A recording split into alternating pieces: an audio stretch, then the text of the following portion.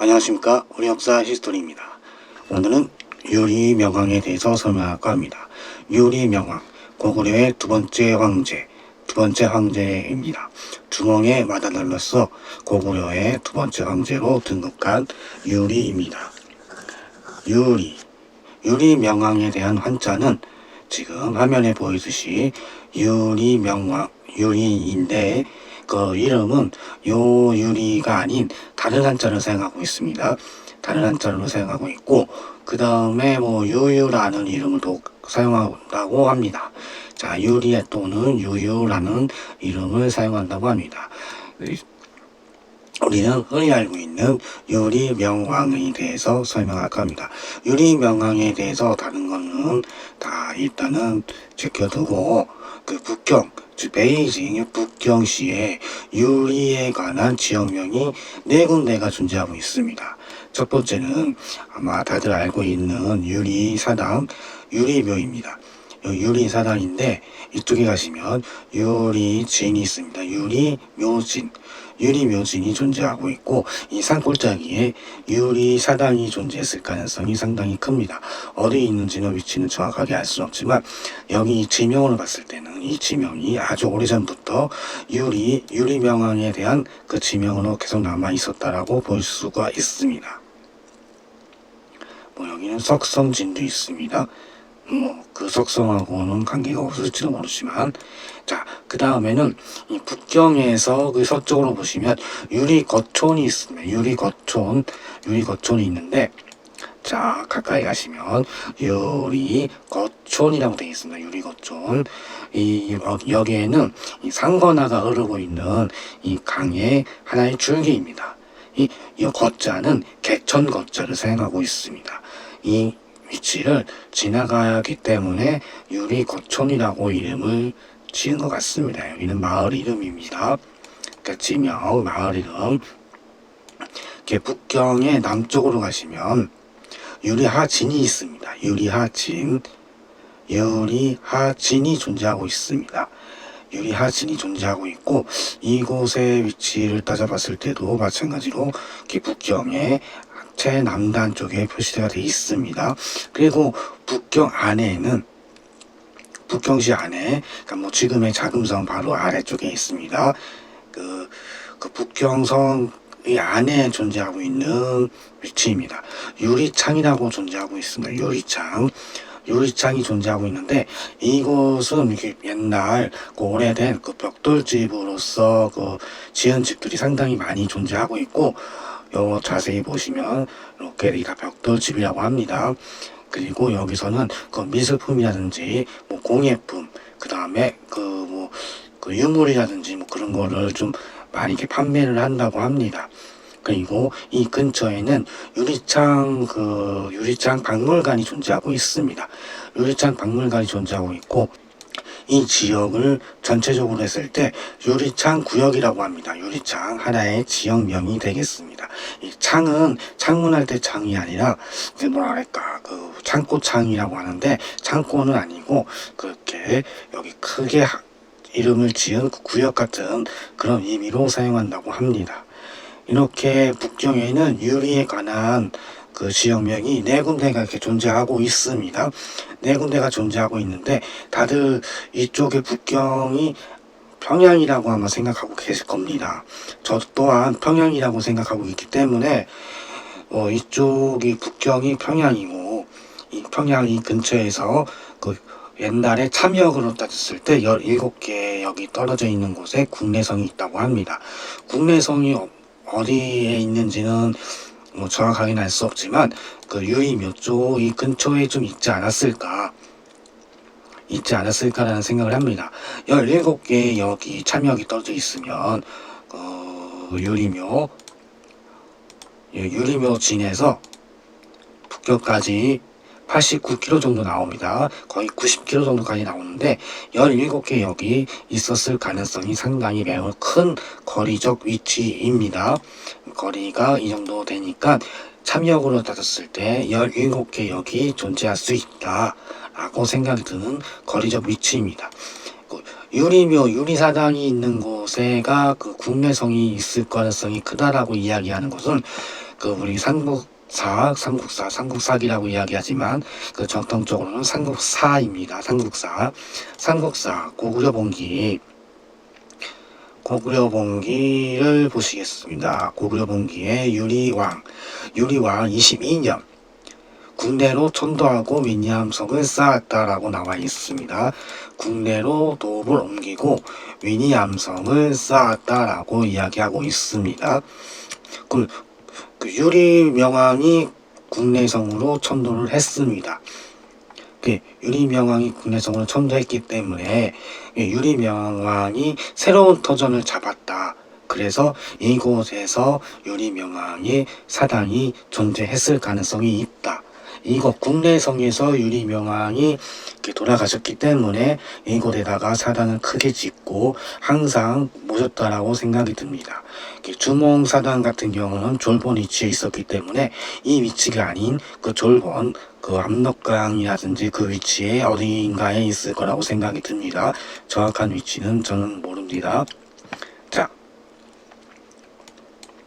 북경이 평양이고 그 다음에 유리사당이 있는 데가 국내성이라고 생각을 한다면, 자, 이곳은 과연 어디였을까? 유리명왕이 갑자기 국내성으로 천도했다라고 한다면 이쪽이 옛날 때부터 고구려 땅이었다라고 말할 수도 있습니다. 옛날 때라고 한다면 주몽시대, 그 다음에 우리 고구려를 건국한 주몽이 그 땅을 차지했기 때문에 이 유리명왕이 그쪽으로 국내로 천도를 할 수 있었더라고 이야기하는 방향이 있습니다.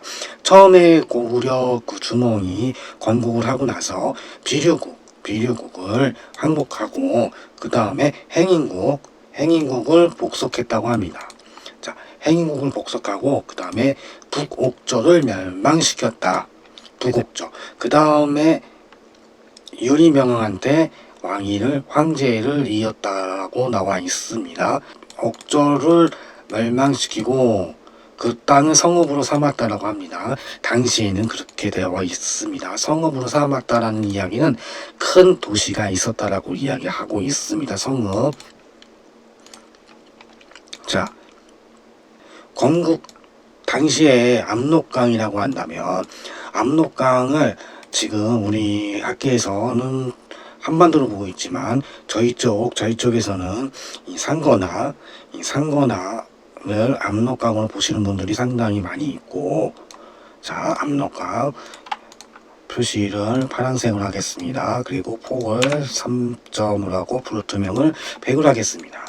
압록강을 이렇게 보시는 분들이 있습니다. 상거나, 그 다음에 상거나래 그 호타입니다. 호타. 그리고 상거나를 압록강으로 보시는 분들도 있습니다.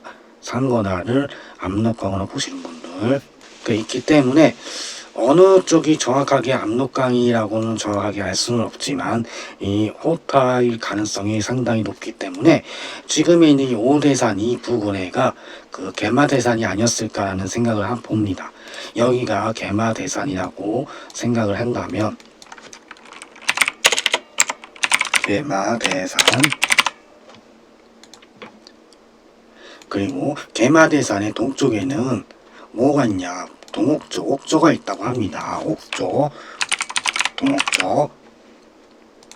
동옥조는 바다를 끼고 있고 길게 나와 있다고 합니다.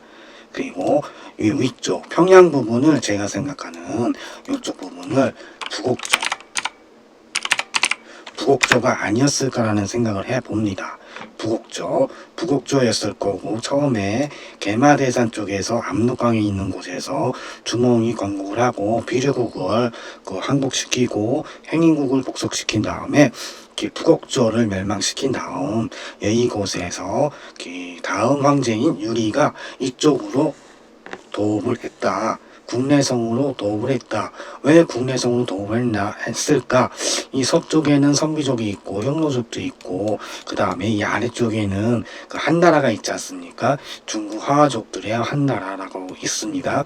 한나라가 있기 때문에 상당히 근처에 있었기 때문에 상당히 위험하다. 이 밑에가 요동에서 쳐들어올 수 있고 현도군에서 쳐들어올 수 있기 때문에, 그리고 여기 석가장시 이쪽 부분이 낭랑군이라고 있다고 생각하기 때문에 이쪽에서 그 한나라에서 공격을 해올 수 있기 때문에 이 개마대산 압록강 여기에는 적군한테 포위된 곳이다. 그렇기 때문에 상당히 위험하다라고 판단했기 때문에 아무래도 이 위쪽 평양 위쪽으로 이 산 쪽 아래에다가 국내성으로 천도했을 가능성이 있겠습니다. 이쪽 선비족들이 넘어오는 이 태행산맥이 있었기 때문에 상당히 막기 힘들 거고, 그 다음에 이 아래에는 여러 가지의 강이 있었기 때문에 상당히 넘어오기 힘든 부분이 있었기 때문에 이 안쪽은 안전지대라고 생각해서 이쪽으로 천도를 도읍을 옮겼다라고 생각이 듭니다. 자, 낙랑군 빨간색으로 표시하겠습니다. 한나라. 그 다음에 개마대산 이쪽에가 처음에 고구려가 건국한 현도군에 있는 위치, 고구려현이 있는 위치, 그 다음에 행인국, 그 다음에 뭐 여러가지 뚫고 나가서 이 부곡조를 멸망시켰을 가능성이 큽니다. 부곡조. 이 부곡조라고 한다면 행인국과 비일국보다는 상당히 컸을 것 같은 나라입니다. 옥조 지역이라고 합니다. 이쪽 하북성 이 북쪽을 전체적으로 옥조 지방이라고 생각한다면 이쪽은 고구려의 북쪽에 있으니까 부곡조, 고구려의 동쪽에 있으니까 동옥조, 이렇게 표시를 했다고 생각이 듭니다. 이 여기 있는 동옥조가 자기네들은 동옥조라고 이야기했을 것 같지는 않고 고구려의 기준으로 따졌을 때 우리는 동옥조, 부곡조라고 기준을 잡았을 것 같습니다. 그리고 이쪽에는 한나라에서 차지했기 때문에 낙랑군으로 삼았고, 원래 이쪽 위치는 낙랑이라는 지명을 가졌던 하나의 지역, 낙랑국이라고 했을 것 같은 하나의 지역이라고 생각합니다. 낙랑국이, 최씨 낙랑국이 존재했을 거라고 생각이 듭니다. 최씨 낙랑국이 존재했었고, 동옥조, 이 고구려가 낙랑국을 멸망시키고 동옥조도 멸망시켰을 때 이 많은 유민들이 신라로 도망을 왔다고 합니다. 신라는 이 산동성 아래쪽에 존재했을 것 같고, 이쪽에 그 신라가 존재했을 것 같습니다. 이 신라 아래쪽으로 쭉 내려와서 살기 좋은 산동반도를 지나서 밑에 신라로 왔을 가능성이 큽니다. 여기 밑에 서주시가 있습니다. 서주가 있고 여기 한금성이 있습니다. 지금의 핫빛이 이쪽에서부터 이쪽까지 다 신라가 점차 그 넓혀갔던 지역이라고 생각하고, 위에서 아래로 그 낙랑국 사람과 그 동옥조 사람들이 피난을 가서 신라에 합류해서 이 아래쪽에서 점점 땅을 넓혀서 개간을 해서 살았다라고 생각이 듭니다.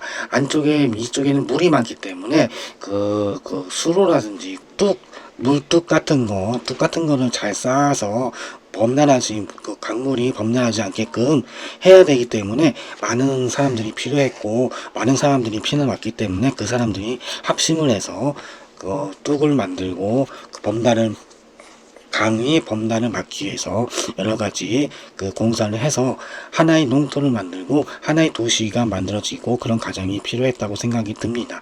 하루아침에 만들어질 수 있는 건 아니고 사람이 많이 이주해 와서 많이 살아야 하기 때문에 농토를 점점 넓힐 수 있다라고 생각이 듭니다. 자, 신라, 그 다음에 신라의 서쪽에는 백제가 있고, 백제는 말 그대로 그 위쪽 위치로 보는 경향이 상당히 많이 있습니다. 백제에 대해서 설명하는 그 영상이 상당히 많이 있으니까 그렇게 보시면 될 것 같습니다. 이쪽에 동명도독부라고 생각하시는 동명도 있고 동명현이 있지 않습니까? 동명현이 있고, 그 다음에 여기 사수가 이렇게 흐르고 있습니다. 사수가 위쪽에서 이렇게 아래로 흐르고 있고, 그렇게 돼 있고 있습니다. 여기에 제주가 있습니다. 제주가 있고, 그 다음에 뭐 태산, 그 유명한 태산이 있습니다. 그 백제의 땅이라고 생각하는 그런 부분이 있습니다. 백제에는 낙랑군의 낙랑군 남쪽에 대방군이 있는데, 이 대방군의 남쪽에가 백제가 있어야 하는 곳입니다. 대방군의 남쪽에 백제가 있고 대방군의 동남쪽에 신라가 있습니다. 이렇게 보시면 그 위치는 딱 맞을 것 같습니다. 여기 요동군에 대해서는 영상에도 설명했듯이 이 위치의 대청강연 지도라든지 여러가지 그 다음에 여러가지 그 명나라 시대 때라든지 우리 청나라 시대 때 만들어진 지도에서 보시면 여기에 요주가 표시되어 있습니다. 그 태안 동남쪽 요주, 이 위쪽에가 요동군이 아니었을까. 그 다음에 이 태행산맥의 기준으로 이쪽은 낙랑군이 있었고 이쪽은 요동군, 그 다음에 이 아래쪽에는 요서군이 있지 않았을까라는 생각을 해봅니다. 요서군 여러가지 그 사서의 내용을 봤을 때 이쪽 밑에 아래쪽에가 요서군일 가능성이 상당히 큽니다. 전 영상에서 봤듯이 이 심주하고 그 다음에 강주에서 출발을 해서 노주를 통해서 그 다음에 이쪽에 그 요주를 공격했다라고 바로 이렇게 나와 있습니다. 홍건적에 대한 내용으로서 심주하고 강주를 출발해서 노주와 요주를 공격했다. 가까운 곳부터 공격했다라고 사서의 내용이 있습니다. 그 다음에 요양을 공격했다라고 침략했다라고 나와 있습니다. 그렇기 때문에 강주와 심주하고 가까운 곳이 요주가 있어야 합니다. 여기서 먼 곳, 여기가 요주라고 한다면 너무 멉니다. 너무 멀기 때문에 한 번에 여기까지 공격했다라고 한다면 말이 되지 않습니다. 자, 1100km 정도 나옵니다. 상당히 먼 거리입니다. 그렇기 때문에 한 번에 공격했다라고 보기에는 상당히 힘듭니다. 그리고 전 영상에서 홍건적들이 요주를 공격하고 그 다음에 바로 대동으로 와서 다시 공격합니다. 갔다가 다시 백하는 경우는 없습니다. 다시 백했다가 다시 또 요양으로 갔다는 그 사서의 내용을 봤을 때 왔다리 갔다리 하는 그런 사서의 내용을 보면은 이거의 위치가 맞지 않다라고 볼 수가 있습니다. 자, 요주, 요동군이 위치는 이쪽에 맞을 거라고 상당히 생각이 들고 밑에가 요서군이 될 것 같고 백제, 신라, 낙랑국, 그 다음에 낙랑군. 그러니까 제가 설명하고자 하는 것은 옥조의 지역, 요 위쪽은 옥조 지역, 옥조 지역, 요 위쪽은 이렇게 옥조 지역.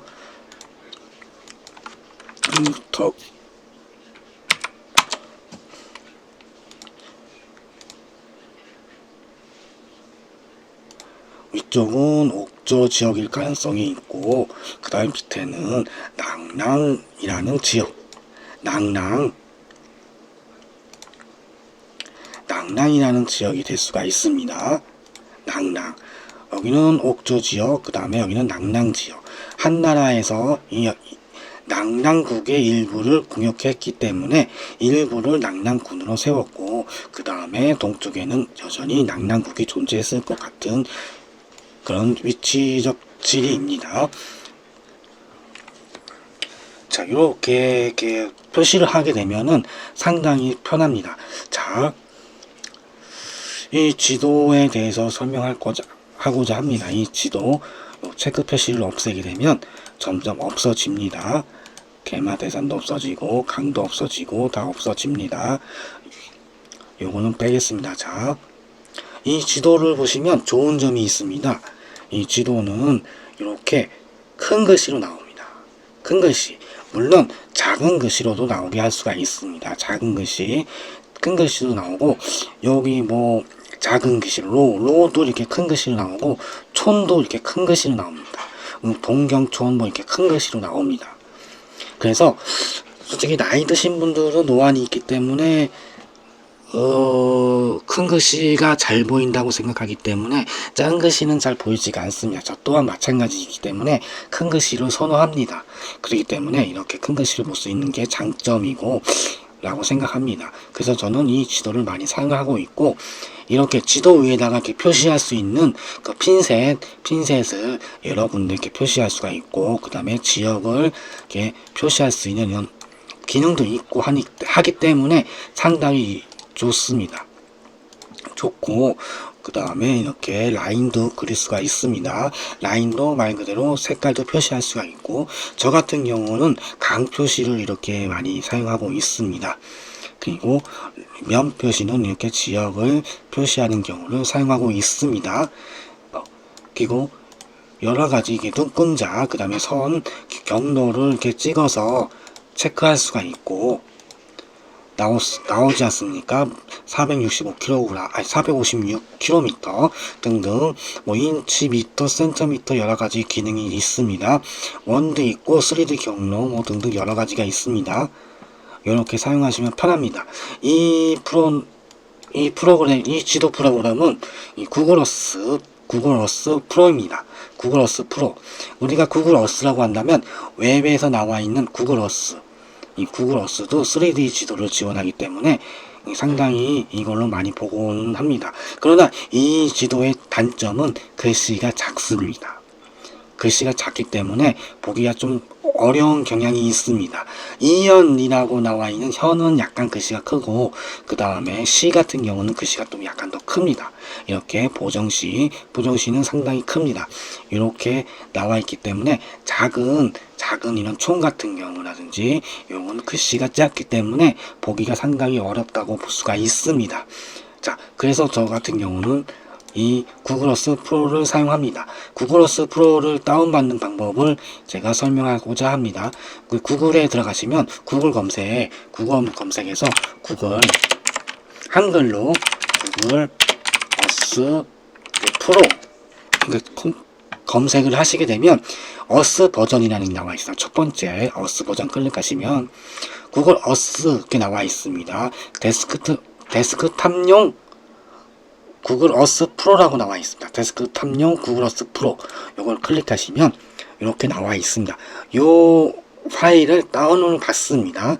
그 데스크탑용 어스 프로 다운로드를 클릭하시면 이렇게 나와 있습니다. 요거를 체크하시고 동의해서 다운로드 받게 되시면 여기 오른쪽 상단에 다운로드 표시가 되어 있습니다. 요거를 클릭해서 설치를 하시게 되면 사용할 수가 있습니다. 요거를 사용하시게 되면 할 수가 있고, 바탕화면에 놓을 수가 있고, 내가 따로 시작화면이라든지 밑에 그 탐색바 같은 데 놓고 사용할 수가 있습니다. 저 같은 경우는 탐색바에다 놓고 사용하고 있는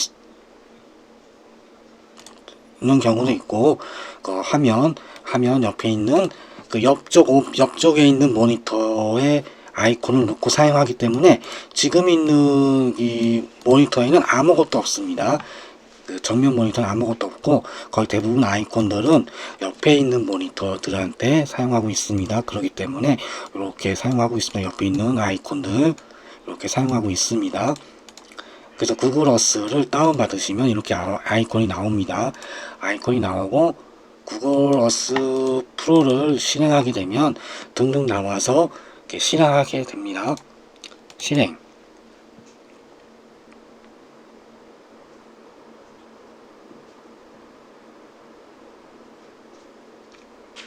실행하게 되면은 그 웹 버전이 아닌 일반 개인 버전 개인 탐색을 하기 때문에 뭐 그렇게 인지하시면 될 것 같습니다. 자, 아까 전에 봤던 그 지도 입력 똑같습니다. 자, 이 글씨 크기가 다운받아서 처음에 깔았을 때는 글씨 크기가 얇고 뚜렷하지가 않습니다. 뚜렷하지 않기 때문에 저 같은 경우는 이 글꼴을 바꿔줘야 합니다. 도구에 가시면 옵션에 보시면 여러 가지 옵션이 있는데 그 그래픽 모드 자기 그래픽에 맞게끔 사용하시면 될 것 같고, 그다음 컬러, 하이 컬러 좀 낮은 버전, 트루크 컬러는 좀 높은 버전, 압축을 하시면 압축해서 볼 수 있는 그 지도의 해상도입니다. 그리고 여러 가지 있고 측정 단위는 미터, 킬로미터로 저는 사용하고 있고, 그 다음 뭐 필터링은 잘 모르겠고, 그 다음 라벨이 아이콘 크기, 요게 글씨 크기입니다. 이게 글씨 크기이기 때문에 저 같은 경우는 중간 크기, 너무 크게 하게 되면은 글씨가 화면에 너무 꽉 차기 때문에 그게 좀 안 좋습니다. 크게 해서 한번 적용해 보겠습니다. 크게 해서 적용하게 되면 이렇게 글씨가 많이 커지는 경향이 있을 것 같은데 좀 많이 이렇게 지저분합니다. 다시 도구로 들어가서 중간 크기로 바꿔버리면 약간 글씨가 작아집니다. 그러니까 아까보다는 살짝 작아집니다. 살짝 작아지기 때문에 사용하는 데는 그렇게 어려움은 없고 보는 데도 어려움이 없습니다. 그런데 똑같이 글씨가 얇습니다. 얇기 때문에 얇은 거를 두껍게 만들어줘야 됩니다. 이게 3D 글꼴이라는 게 있습니다. 3D 글꼴 선택이라는 게 있기 때문에 요거를 클릭해 보시면 글꼴 선택란이 있습니다. 여러 가지가 있는데 아무거나 막 사용하시게 되면은 저작권에 걸릴 수도 있고 그러기 때문에 또 뭐 무료 같은 경우 다운받으셔서 사용하시면 좋을 것 같습니다. 저 같은 경우는 SF 한방눈을 사용하고 있습니다. 한방눈을 사용하고 있기 때문에 요거는 두꺼운 글씨체입니다. 두꺼운 글씨체이고 요 글씨 크기도 24로 맞춰놨습니다. 그렇기 때문에 지금 이 정도 크기가 나옵니다. 글씨 크기가. 그리고 SF 한방눈이 한자도 이렇게 좀 약간 지원이 되는 것 같습니다. 한자가 지원이 안 되는 글꼴들은 한자가 제대로 나와 있지 않기 때문에 참고해 주시면 될 것 같습니다. 확인 눌러 주시고 적용한 다음에 하시면 글꼴이 병행이 되는데, 글꼴이 없다, 글꼴을 다운받는 방법을 또 가르쳐 드리겠습니다. 저 같은 경우는 무료 글꼴을 해갖고 이게 눈누 사이트를 이용하고 있습니다. 이 눈누 사이트 여기 이렇게 보시면 아무거나 이렇게 두꺼운 글씨 같은 경우 많이 있지 않습니까? 그렇게 보시고 라이선스 요약표라고 나와 있습니다. 여기 마지막 것까지 요 X가 아닌 O로 표시되어 있는 거, 이걸 사용하시면 될 것 같습니다. 그럼 내가 모든 것을 다 사용해도 저작권에 걸리지 않다라고 이야기하고 있습니다. 요 맨 밑에 거는 뭐 일단 뭐 수정 및 복제, 뭐 배포 뭐 등등을 금지한다, 뭐 유료 판매 등을 금지한다, 뭐 등등이 나와 있는데 애매합니다. 유료 판매 금지 애매하기 때문에 그냥 가능한 거를 사용하시는 게 좋을 것 같습니다. 그러니까 유튜브나 그런 거 하실 때는 가능한 거 사용하는 게 좋고, 자, 여러 가지가 글꼴이 많이 있습니다. 이렇게 광고도 나오고 있습니다. 어차피 공짜 프로그램이기 때문에 이런 게 많이 나옵니다. 이렇게 X 표시가 되어 있고, 요거는 세모 표시되어 있습니다. 세모 표시는 아리까리하다는 얘기입니다.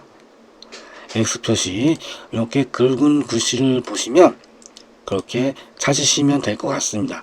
글씨를 찾아서 그렇게 다운로드 받으셔서 여기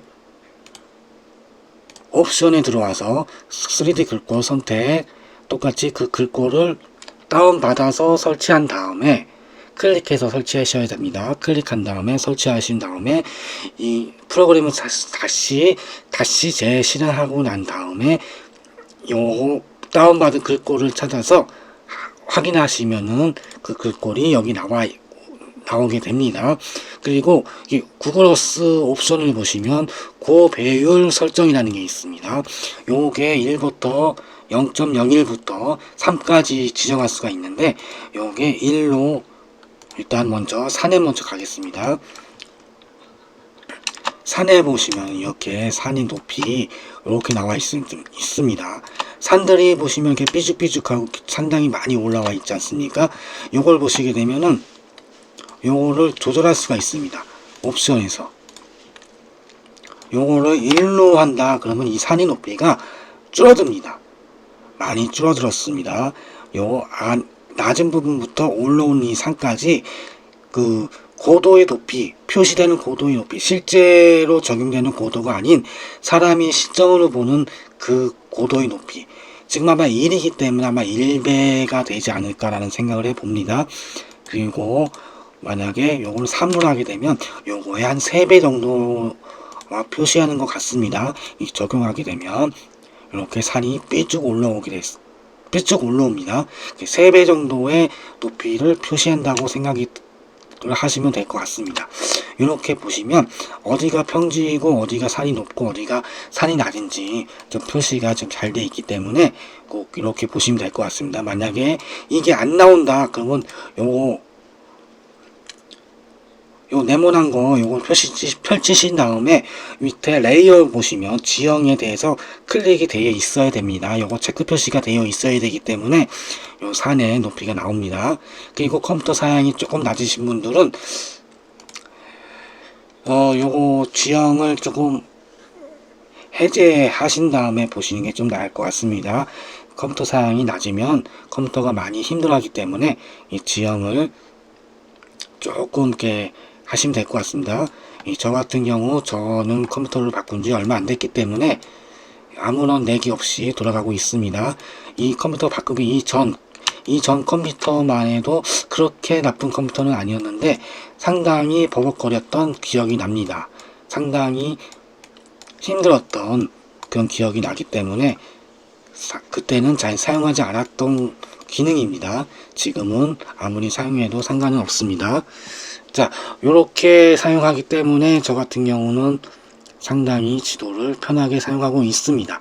이 구글에서 구글에서 지원하는 지도는 세 가지가 있습니다. 구글 지도, 웹 버전 구글 지도가 있고, 그 다음에 구글 어스. 이렇게 보시면 처음에 사용하시는 구글 지도, 이 구글 지도가 있고, 그 다음에 요거 마찬가지로 구글 어스, 이거 닫고 구글 어스가 있습니다. 이거는 구글 지도, 이건 구글 어스.